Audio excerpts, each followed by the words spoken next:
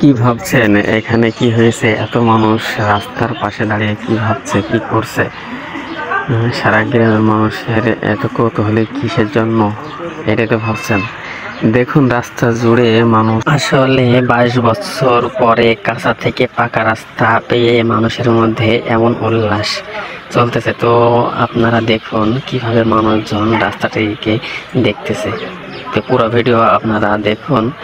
আজকে আমি আপনাদেরকে পুরো ভিডিও দেখাবো যে কিভাবে এই রাস্তাটা পিছু হলো বা এর পেছনের ঘটনাটা কি। সাথে থাকুন সবাই।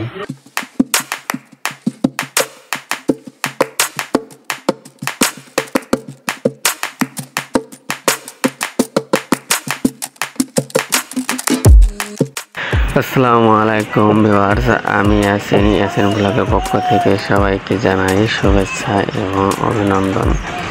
আজ আমি আপনাদেরকে দেখাবো যে 22 বছর ধরে যেই রাস্তাটি কাঁচা থেকে পাকা হয়েছে, তো কীভাবে হলো এই বিস্তারিত আমি আপনাদেরকে তুলে ধরবো, বা জনগণের ভিতরে কেমন উল্লাস উদ্দীপনা কাজ করছে সেটা আপনাদের কাছে তুলে ধরবো। তো আপনারা দেখুন এই রাস্তাটা হতে কিন্তু অনেক বাধার সম্মুখীন হতে হয়েছে রাস্তাটি হওয়ার পেছনে। তো অবশেষে রাস্তাটি কমপ্লিট হয়েছে, কারণ এই রাস্তাটি হওয়ার সময় কিছু না হলেও মনে হয় 30 থেকে 40 বার মাপজোপ করা হয়েছে। তারপরও এই রাস্তাটা হয়নি। চেয়ারম্যান, মেম্বার, এমনকি এমপি সবাই আশ্বাস দেওয়ার পরও কিন্তু এই রাস্তাটা অনেক দেরিতে এখানে হয়েছে।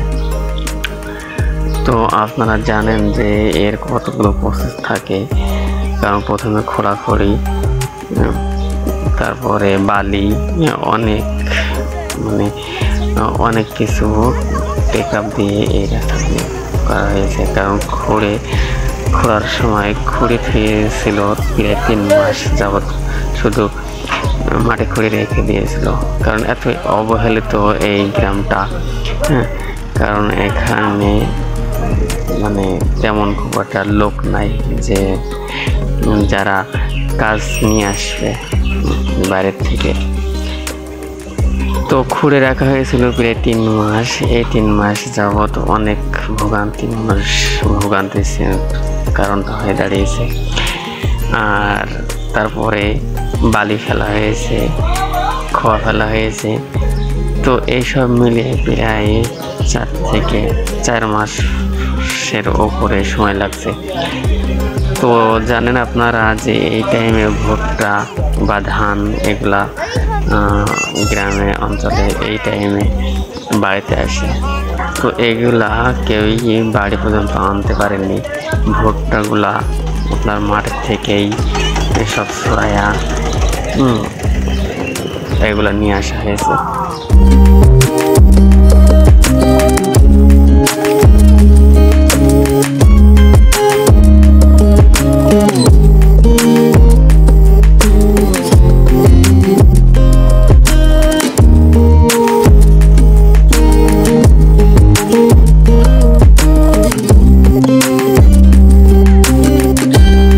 এভাবে লাটা হাম্বারের পরে পিসগুলো নিয়ে এসে এইভাবে রাস্তার উপরে দেওয়া হয়েছিল, কারণ এগুলো ছিল গুঁড়ো পিস।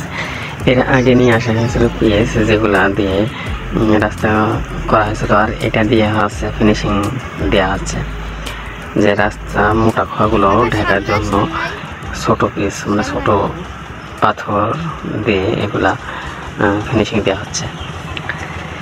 তো এই পিসগুলো আনা হচ্ছিল যে প্রতাপপুরের একটা রাস্তার পাশে অনেকখানি জায়গা আছে, সেখানেই পিসগুলো তৈরি করা হচ্ছিল, রাস্তার জন্য উপযোগী করা হচ্ছিল। তো সেখান থেকে এই লাটা হাম্বারে করে নিয়ে এসে তারপরে এখানে ফিনিশিং বা রাস্তার কাজ করা হচ্ছিল।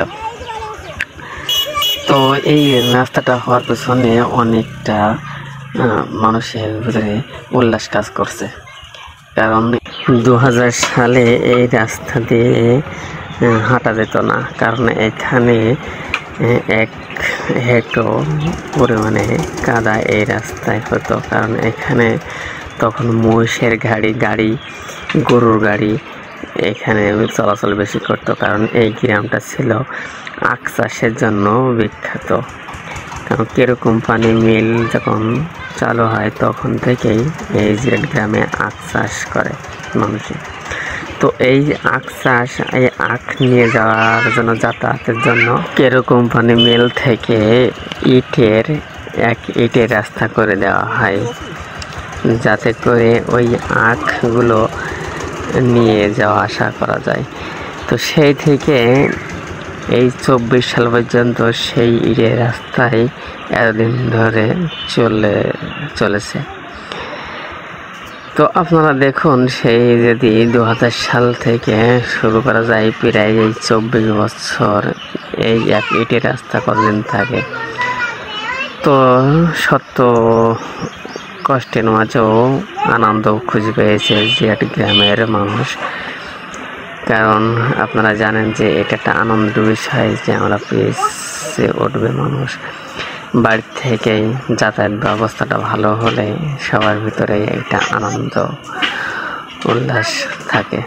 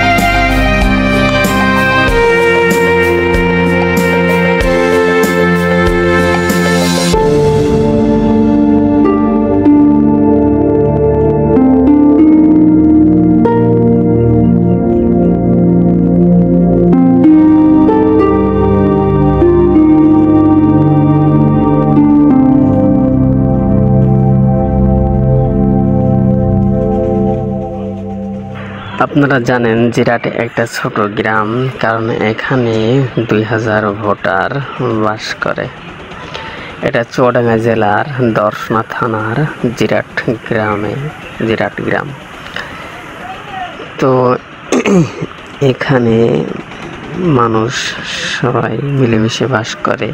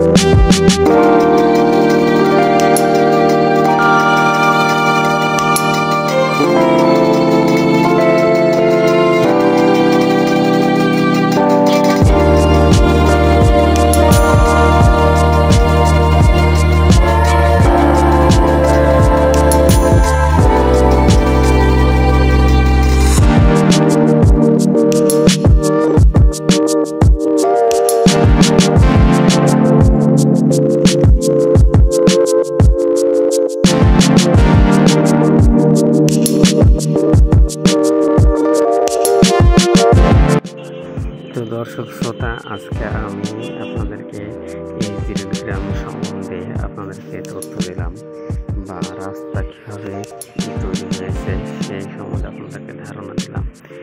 আর এই গ্রামের মানুষ কতটা খুশি সেই সম্বন্ধে আপনাদেরকে জানালাম। তো আজকে এই পর্যন্ত। সুস্থ থাকবেন, ভালো থাকবেন, সবাইকে ধন্যবাদ এবং শুভেচ্ছা।